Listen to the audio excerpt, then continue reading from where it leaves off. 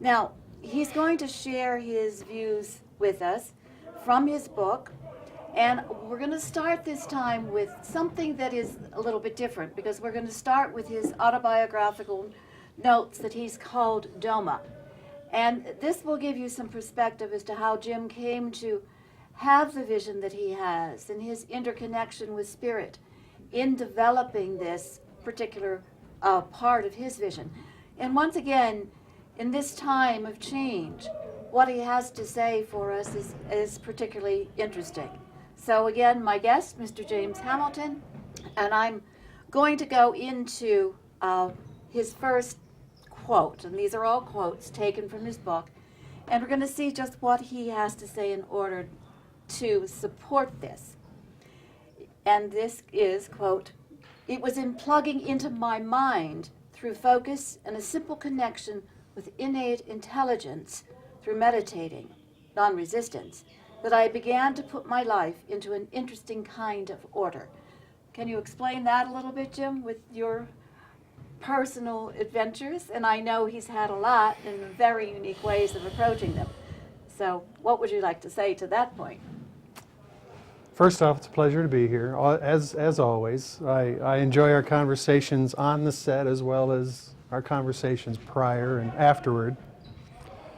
I think, you know, what I was getting at with that idea is that we first have to have dominion over our affairs. Actually what DOMA stands for, Dominion Over My Affairs, is what I meant by that. Oh, that's interesting because I did not know that. Thank you for sharing that. And we start having dominion over our affairs by having dominion over our mind. And having dominion over our mind starts by learning how to have focus. When we're young, like for me, you know, guys, when we're young, you can see where we start with our cars. We want our cars to be fixed up a certain way. And so it's the different things that we do we start learning how to focus on what we want, and we discover that focus takes us to certain places. But what's interesting about focus is that focus only has a limited capacity to take us places, because focus is limited by what we can produce on our own. So what that statement was talking about was when we start meshing with innate intelligence, when we start meditating, meditating is not focus at all. Meditation is the opposite of focus. Meditation is ultimately a state of non-resistance. Non-resistance and focus are very different. So you use focus as an initial means of entry into yourself, or being responsible for your reality creating in the worlds that you have. And then through meditation you start understanding nuances of what we have in our lives. We'll probably talk about this later, but focus is often reacting to what we don't want. And meditation is a way to bring that to a stop. So what we're talking about in this remark is focus is an initial way to have charge in our affairs, and non-resistance in meditation is another, and it starts the process of introducing us to innate intelligence, which really all my work is about, is learning how to partner with innate intelligence in our reality creating. Go beyond focus and what we can produce on our own, partnering with innate intelligence, and that actually starts oftentimes with meditation. That's a very interesting statement of explanation. And it's something that I know as we go through, we're going to get more of this aspect. And it's interesting to see in how we all start out with focus in many ways, trying to focus. And then, as Jim was suggesting, as we move towards meditation, and then something that he's going to be describing, and we'll go on to get a direct explanation of what innate intelligence is as Jim sees it through his experiences, and is part of all of us if we just learn to kind of take our mind into a little different dimension to move forward to understanding what is happening. Now let me take the second point here that we're going to be using in discussion. And again, this is a quote from Jim's book, but I think it will give us a way of his explaining to us just what he means by innate intelligence. By the use of the mind through a mechanism that was not restricted to the mind, intention, we allow innate intelligence to partner with us in our reality creating. And keep in mind, he's talking about reality creating. He's telling us about something that we have control on, that we can bring into focus with our tuning in a little different pattern. And I did mean to kind of go into that, but I just wanted to make that explanation so that people can be aware of what you're working on in developing this. So what would you like to say and follow up with that use of the mind through a mechanism? Well, first, focus is only capable of producing a certain kind of response or a certain kind of result. And clearly, we do create our realities. We may create much of our reality by reacting to things we don't want, but clearly, focus dictates what we have in our lives, and we can go beyond that. Now, what makes focus interesting is focus can be no more than a product of what we are. It can be no more than a product of our lineage, our bloodline, our DNA, for which we're the end result, and we kind of are, who we are is the end result of everything that's before us, and at that, our focus can be no more than what's from behind us. Now, intention is different, because intention can be, I want to be happy. I want to have joy in my life. I want to see other people happy. And see, that's not a focus kind of a thing. It's more of it's a broader concept. And you can tell that the edges of it aren't like focus. I'm going to accomplish this. I'm going to do this much work today. Intention is broader and has softer edges. And actually, it has a much broader bandwidth. And so in our capacity to focus in this other manner of intention, what we're allowing is innate intelligence to come in and partner with how to become happy. We're not dictating the end results of what we want. We're more specifying the end result without knowing how we're getting there. Where focus usually is going to do it. And so everything that I'm writing about is how to learn how to invite innate intelligence to bring dimension to your ideas so that you can go beyond whatever it was you could have accomplished on your own. In other words, learning how to mesh with a success system that's bigger than you and your lineage and everything you've learned in your lifetime becomes the secret to having more in your life. You've got to go beyond what you can do on your own. And intention is that vehicle. It's that means of doing it. That again is a very interesting focus point, and it's something that we sometimes in our life experiences we get too involved with focus and too involved with what is presented to us without taking the challenge. And what I'm understanding is that by working with intention and non-resistance, we can move beyond, well, you have to do this because you're this, this, and this. It says you don't have to do any of that. You can move forward to be who you are and to get in touch with that innate intelligence in a way that will allow you to move on far beyond what you originally thought. Is that a summary statement? Does that work? Well, you know, it's exactly right. And if we recognized how much of our reality creating is a product of resistance or reaction,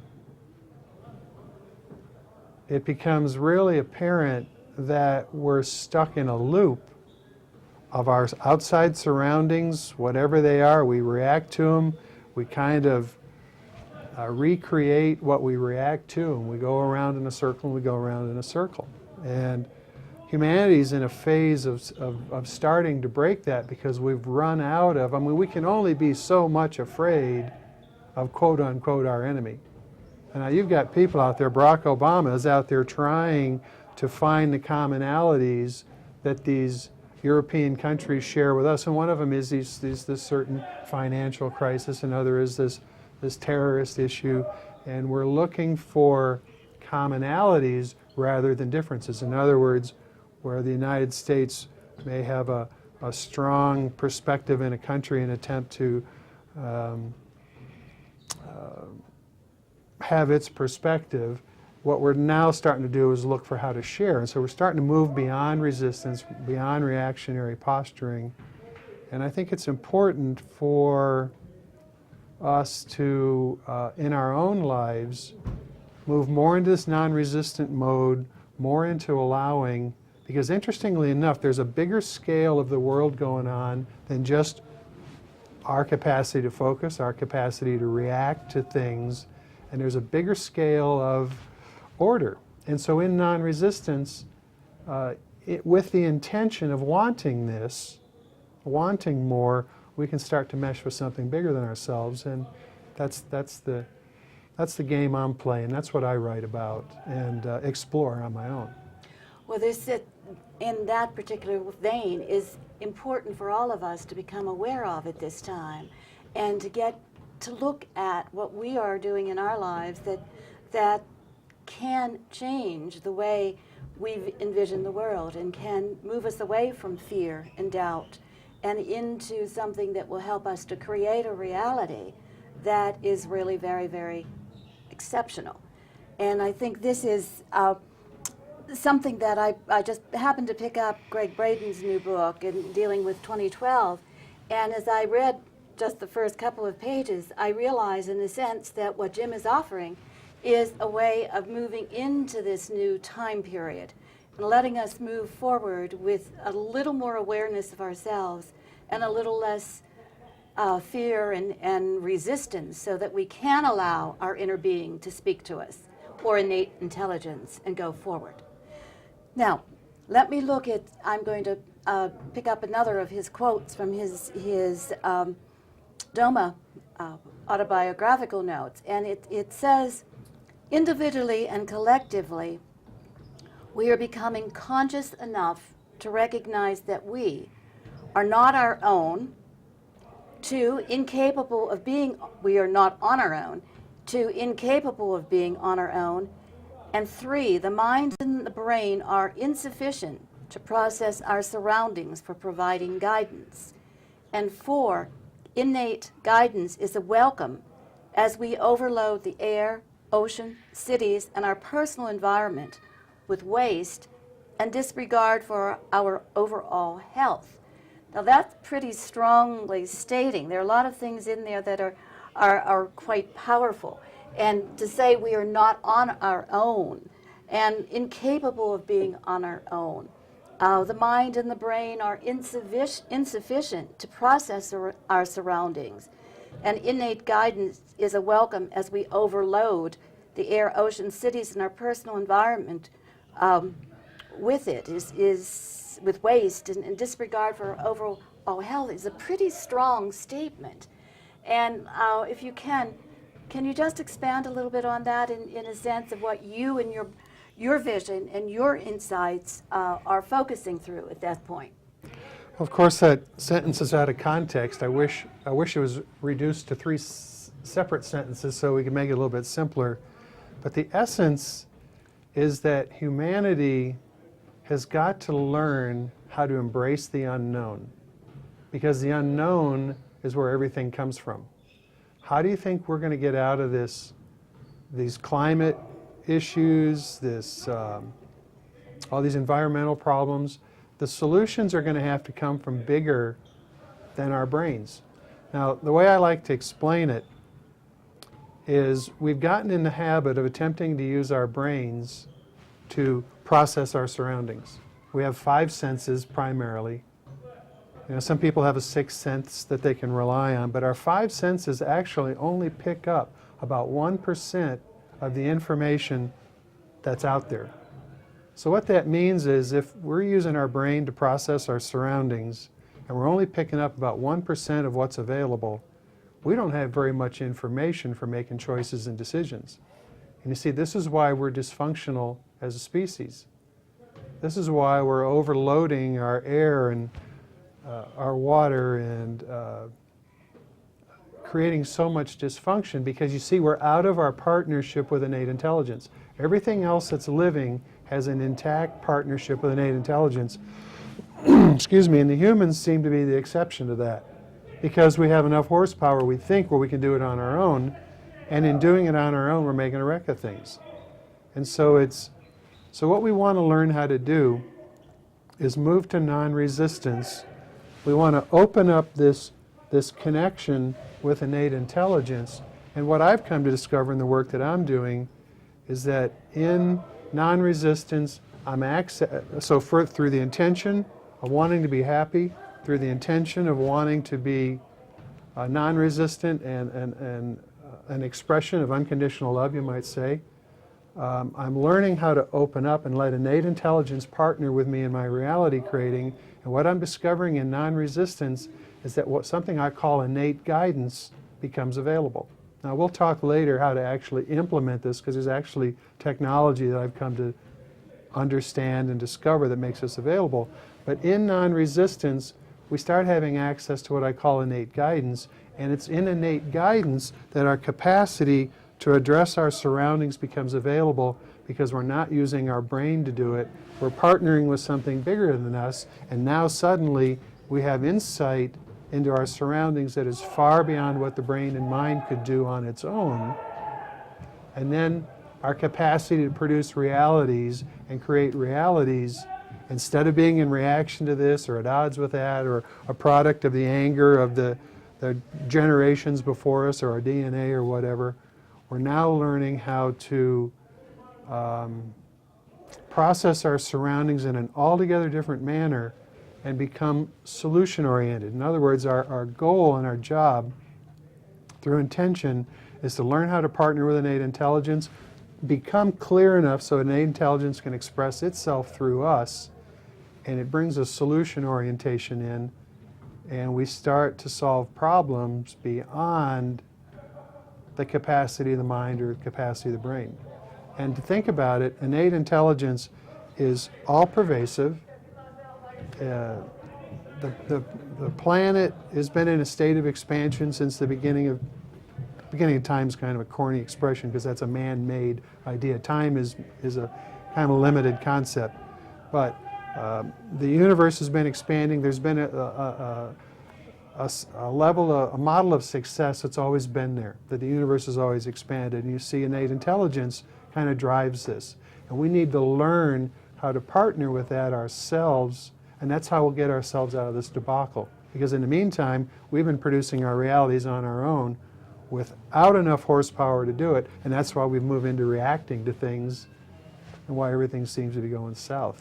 How close did I get to the question? Do we have any idea? Well, pretty close. And actually, as you were talking, I was thinking of another focus point that we had talked about once before, and that's the concept that astronomers are no longer focusing through the Big Bang theory, which kind of limited this evolutionary process that you're talking about through here. And as you expand that and we become more aware of that, we can move forward in a different way. And it takes away from the limitations that we had before. I'm sure when we go on to talk through some of the other issues that you're presenting, we'll come back to that again. But it just triggered again for me that aspect that there's a lot happening out there in the time, and we just have to keep our vision and to keep ourselves moving without fear, and without fear of not being able to accomplish what we want to, and to go forward without, and I'm going to use the term focus, as you said it, to move forward with intention and with innate intelligence and non-resistance to get us through this cycle of time that for almost all of mankind is one of not knowing for sure what the next step will be and where we will go. So it will be interesting, and I know I don't want to jump too far ahead on some of the other things that we have to talk with, because some of his vision and some of his focus points will come out on that as we look at other things. Okay, now this is part of that expansion and that contact with innate intelligence that as we go through here, we're going to pick it up again. We're going to look at it in special ways, in different ways, to get to where we want to go with this aspect. So let me interject an idea. You know, you're an astrologer. Astrology is a science that goes back thousands of years. There must be something to it if it's been around as long as it has, and I'm not. What's interesting is, as I move further into non-resistance, astrology becomes more accurate. This is what is there, and this is why, I guess, because I am an astrologer, and as I hear what you're saying, and as I look at the perspective, it becomes more of a reality. We have always focused in astrology, and this goes back forever into time, that we've worked with systems, that we've worked with flowingness, that we've worked with things that we don't know why we're doing it to some degrees. We've categorized it, we've named it, and we put it there. But it in its own way relates very much to planetary positioning. And planetary positioning is our contact with innate intelligence and contacting that flow of things, the passage of time through different cycles. I can cite certain things from astrology when we talk about Saturn and its 7 to 28 year cycle. We talk about the moon and its 2.5 year cycle. All of these things are there in the natural rhythm of the universal mind. And what I'm getting from this again is you're going to, as people become more and more non-resistant to things and just allow their minds to get in tune with the universe. It will carry them along in an order that's larger than they could ever produce on their own. And there is a synchronicity and order that everything shares, and if we quit fighting what's wrong, now there's a transitionary period, that's what my Visionaries Lab and Core Resonance and all the stuff I do is about, is this transition. How to transition. How to give up the old momentum and move to the new. How to slow down the old and transition to the new. That's the consulting, that's the work I do, and so I'm a guinea pig in this. And I got 36 years of meditation, that's well and good, and I'm looking for a much more effective way of helping people transition to this new world, because there is coming a new world, because we're running out of the old. Okay, and I happen to have seen on screen what he does in some ways in making this transition and the technique that he uses with his core resonance. And this is something that eventually we'll get to talk about a little bit more. And it's the first time I saw visually what he had talked about theoretically. And as I looked at it and looked at what he is saying, it makes more sense in terms of our evolution, in terms of what he's saying, a new world, a new consciousness. And this is something that I think as others begin to look at it and to see it, it will make sense to them too, because so much of the time in our lives we focus through a particular focus rather than letting go with non-resistance and trying to get that focus and go into the intention of it in a different way. And it's exciting. And just seeing the technical aspect of it, which I had not seen before, and we were going to bring it on to the show, but my computer doesn't quite do what he needed to have done in order to, my laptop doesn't quite have that, so we couldn't do it. And it wouldn't have worked in what we have here, so we had to postpone doing that. But we'll do I only again. came up with the idea this morning, and it was a rush, so we weren't ready. We should have thought about that ahead of time a little bit, but only this morning did it occur to me that maybe we could move that into the show, and it's a little bit early. All Not right. much, but a little bit. Well, So, maybe in the near future we'll be able to get you back with that technique so that we can take a look at it, and the audience out there can take a look at it too. And it just, as I said, as I become more familiar with this, and I become more familiar with what is happening in terms of our, and I'm going to use the term evolutionary spirit right now, it's amazing. It's just amazing. And part of it is, again, going back to what astrologers went with rhythmically thousands of years ago, is the natural processing that takes us through certain moments of time and enables us to come forward to see things in a different way. Now I'm going to go into another point of what he has to say here. And this is part of his product in many ways. And as we go into this, he'll be able to explain to us in a little more focus what we've just been talking about. And the quote here is, "It is the purpose of core resonance systems to engender coherence within the nervous system so that we are able to resonate within the larger system of life, of which we are only a smaller part." Can you kind of explain that? Because that's, I think, a major point of trying to understand, a major point of trying to get in there and see exactly what it is that he's focusing through. But once again, having watched a little bit of it on the screen, I can see how it fits into so many other dimensions of meditation, dimensions of searching for innate intelligence. So I'm going to stop and ask you to kind of explain just what you're referring to in your core resonance systems. All right. Where this originally started was many years ago, maybe let's say 1980 and the late 70s. I had a book called Alive to the Universe. And what it was is teaching people how to dowse, how to use pendulums. We were learning how to dowse a quarter that was covered to find out if heads up or heads was down. And so there's a wave field coming off the coin, and we could dowse. And what we're really doing is taking our nervous system like an antenna for identifying the emanations off this coin, whether heads is up or heads is down. And it's just like kinesiology. You have your arm out, and you can ultimately ask any question, and you're strong or you're weak. And what I came to see is that our nervous system is like an antenna for our connection with the cosmos. And so when you're playing with dowsing with a pendulum or those kinds of things, or water witching, which a lot of people know about, and the stick goes down because you're holding the intention, which you're allowing the universe to become a partner. There goes the stick when you find water.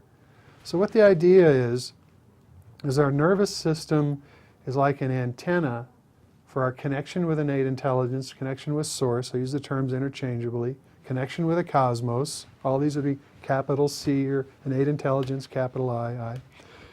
And what we've come to see, working with this physicist and these other people I've been working with, is that the brain is part of the nervous system. And in fact, if you were to carefully pull the brain out of the top of the head, not only with the spinal cord, there's no separation. It's one mechanism, and all the nerves are all one piece. And what's interesting about the nervous system then, being the brain and all the other components of it, is that we've come to see the brain is out of balance. Everybody's brain. We're all dysfunctional, more dysfunctional when we understand it. Once you get to understand this, it gives us more compassion for each other, because we're all kind of going around in circles. And humans, we're just getting started as a species. I think it's a lot of fun as we're kind of growing up and we're making a mess out of things, and we learn, and a lot of joy and a lot of this and that. But what we've come to see is that the brain, as the biggest single component of the nervous system, there's a lot of imbalance. And this imbalance shows up as noise and racket, and a lot of people can't meditate because the brain's always running. Now, what we've learned how to do, and what my technology is about, is how to clean up the brain. So now what that means is that we're allowing the brain to balance itself, and we'll talk about that at another point.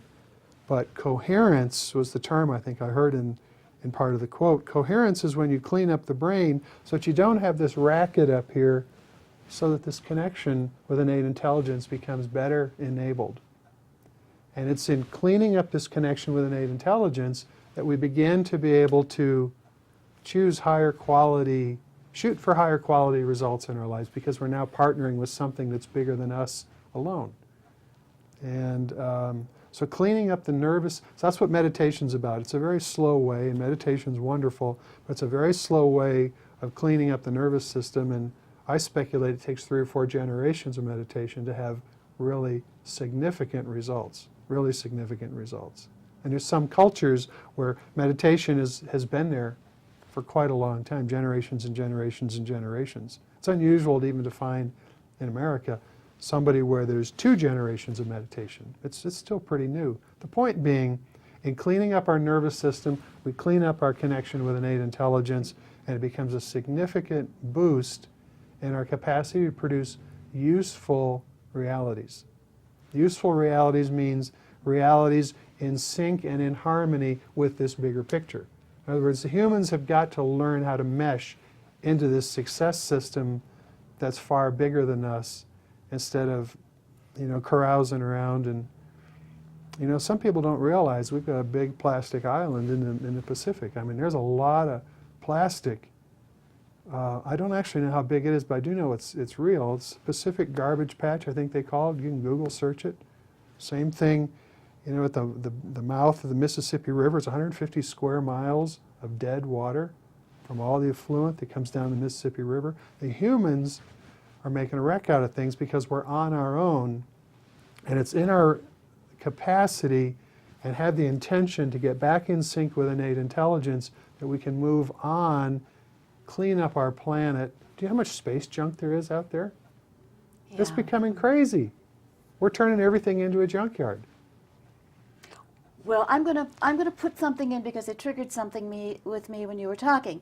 I know in meditation, one of the things, the sounds of music, are extremely important in the vibratory energy that comes out to humankind.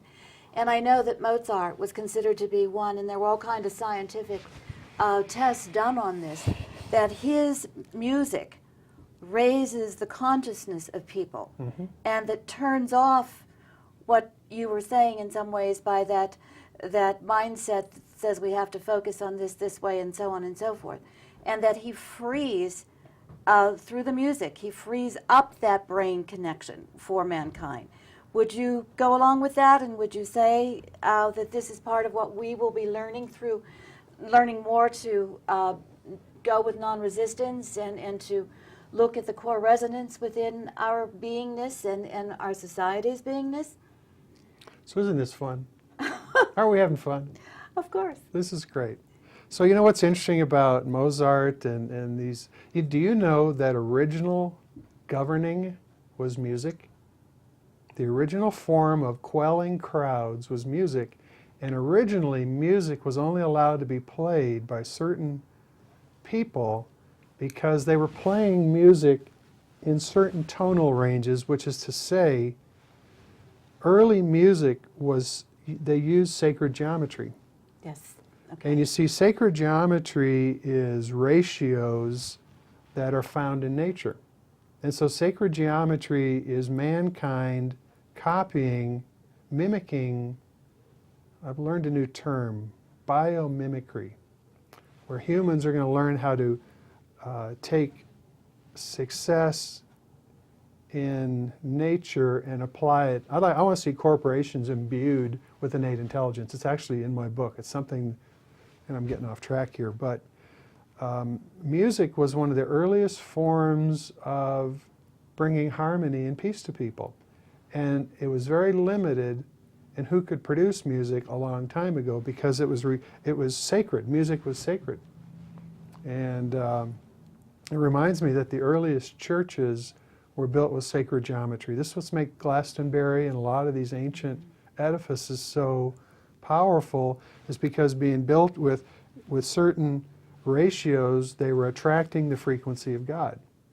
Now, of course, the cutting edge of what I'm doing is we're learning how to take the nervous system and attract God. So while it's being done with music and certain tones and certain tonal ranges and things like that, that's all in the right direction. Okay, and this, when you mentioned the churches, I do remember that there is one specific church, and I've forgotten which one it was in England, that very much is set up and structure-wise with the tonal method and it was the way it was built in terms of physically creating these tones, in a sense, to create and bring people into touch with spirit in a very powerful way. Well, don't forget, tones can be the way you see something. You see something in a certain harmonic, or you see something in a harmony. So tones aren't necessarily just the ears. So in other words, something can exude something, and you can pick it up by the ears, but you can also pick it up with the eyes. And so when you see a beautiful, I started to say sunset. As sunset, you're not necessarily going to see so much sacred geometry, but when you see beauty in nature,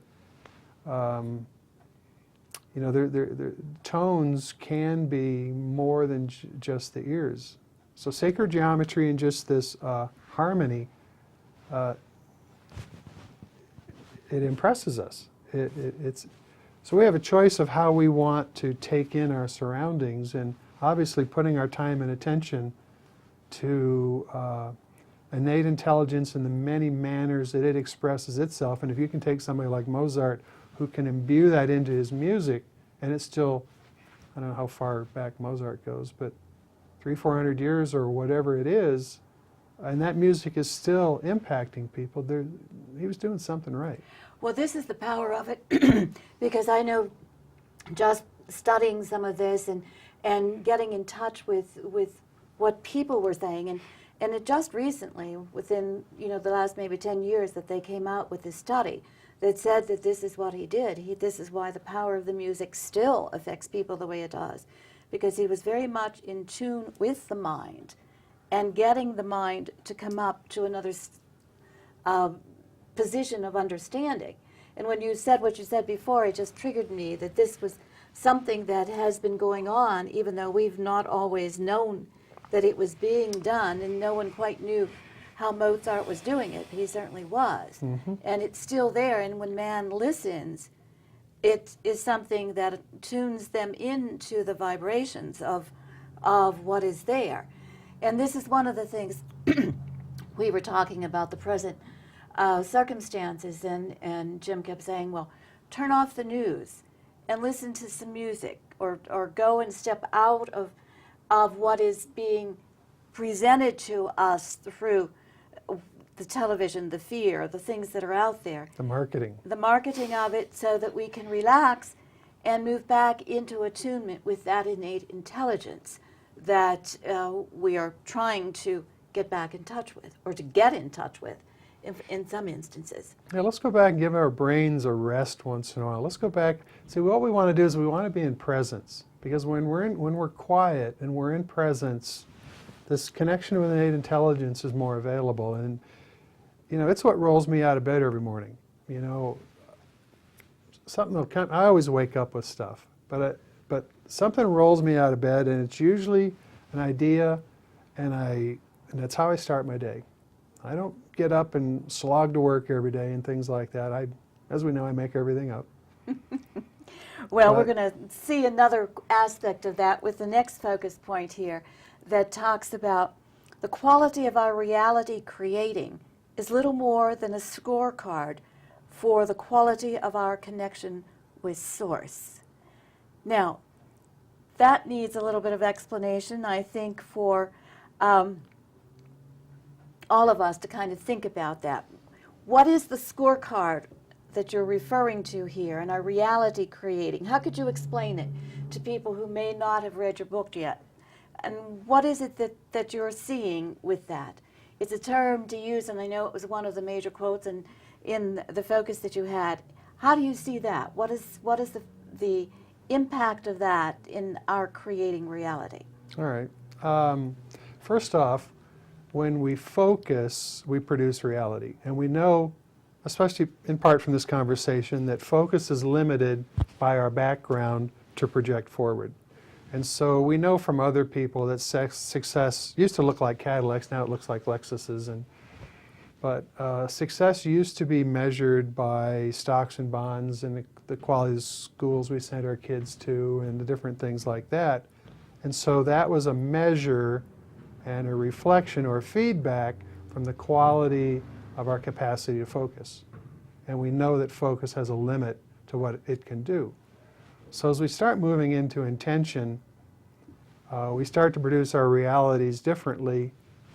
And instead of stocks and bonds and Cadillacs and 5-car garages and this and that being the measure of the capacity of the brain to produce something, we're now starting to look at the quality of our reality being more the capacity to mesh with a system of success that's bigger than us. Now what that means is, so in other words, successful reality creating now is more about meshing with wholeness. Successful reality creating now is more about the quality of synchronicities and happenstance and order in our lives. It's just like recently I stopped working with somebody, and it was a very big shock to me, and a few days later, something replaced it that was so much huger. And in the meantime, I'm a little shocked that I have said no to somebody, closed the door on something, and I'm going, oh my God, now what? Because that does happen to me now and then. And so the point is that in synchronicity, in order, in this capacity to have intention, the higher the quality of our connection with innate intelligence, the higher quality our realities become.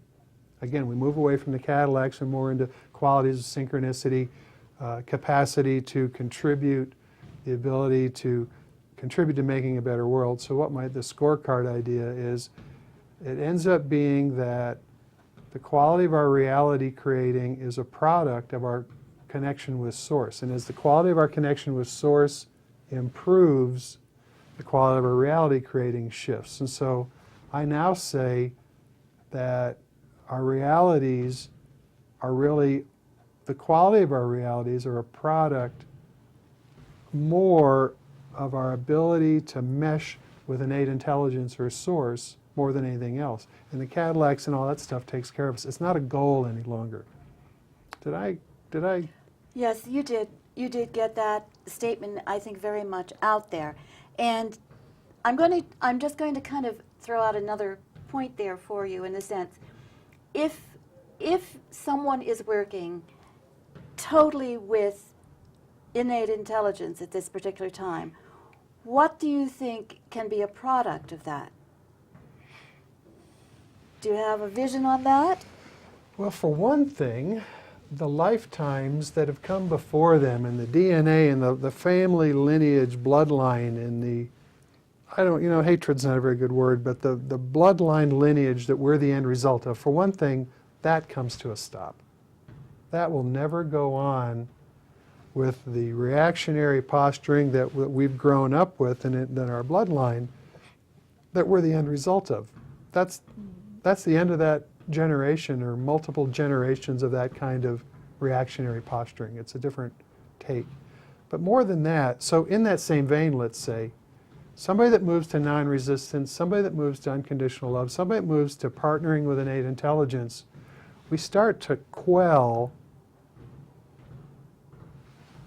things that are going on that are wrong because we don't participate in them. You see, it takes a human mind or a human being in their connection with innate intelligence to buy into things are wrong, things are coming to an end, we got this kind of problem, we got that kind of problem. And as individuals quit buying into that, it loses some of its strength. Now what's interesting is that somebody intact in their connection with innate intelligence is substantially more powerful in contributing to making the world, in contributing to harmony.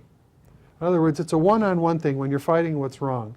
And usually when you fight what's wrong, whoever has the worst wrong, when you enmesh yourself with that. We talked about one of our other talks about when you fight with what's wrong, you kind of marry it and you end up dancing with it and you bring yourself down. So if you no longer contribute, if you no longer resist what's going on that's wrong, you don't empower it because you don't lend to it. But more than that, as you become more conscious, you become exponentially more powerful. And so in this Dr. David Hawkins map of consciousness, and I actually meant to bring a sheet in with me so I could refer to the numbers, but one person on that scale at 700 balances out 70 million people below 200. And 200 is down there in the apathy, fear, grief, anxiety realm. And so somebody I'm here at the early phases of unconditional love neutralizes 70 million people down here that are strifing and having a hard time. The energetic of those people, one person balances that out. I remember that. That was something that struck my mind too, and I didn't think about it in terms of having that format. But okay, this is a good explanation, and I knew there was something that I wanted to bring out about Dr. Hawkins in there too, and this very much would be part of that, I believe. Okay, you answered my question. Now I'm going to give you another one of your statements, and let's see what we do here with this one. And it's just a very simple one. Self-determination with a capital S, okay? What did you want to get out there in that aspect? Oh, I don't know. So it's just the personal experience then that Well, we, so let's say that we learn how to harness our lives through focus. And a lot of focus is about me. A lot of focus is about my family. A lot of focus is about taking care of me and what's close to me. And I'm speaking in how we are with focus. And we do what we have to do. And self-determined is pulling yourself up by your own bootstraps. And that's well and good. And we learn from our mistakes. Out of contrast comes clarity. And we go forward, and we always have. Well, self-determined with a capital S is when you've learned how to partner with innate intelligence in your choices and your mode of success and what success means. okay, now I'm going to curb that there because I want to conclude because we're getting close to the ending of this. And I want to use your term here that you said, instead, the mind of man blending with the cosmos will engender far greater things. And although we don't have a lot of time to develop that at this particular point, how do you see that? What do you see with that statement? Okay? Well, let's say that the humans learn how to clean up their connection. They learn how to clean up their nervous system so that this intact connection is more available. The universe is innately successful, and as the humans learn how to allow innate intelligence to express itself through us, we bring solutions beyond what humans can produce on their own. All right, and that's what I was thinking would be your explanation for that in a sense, but it just seemed that that's kind of a way where we can end our discussion of this particular phase, because it is something that you are talking about, something that you want mankind to get in touch with. And this is something that, in saying what you said, it's giving us that extra strength. It's giving us that extra focus.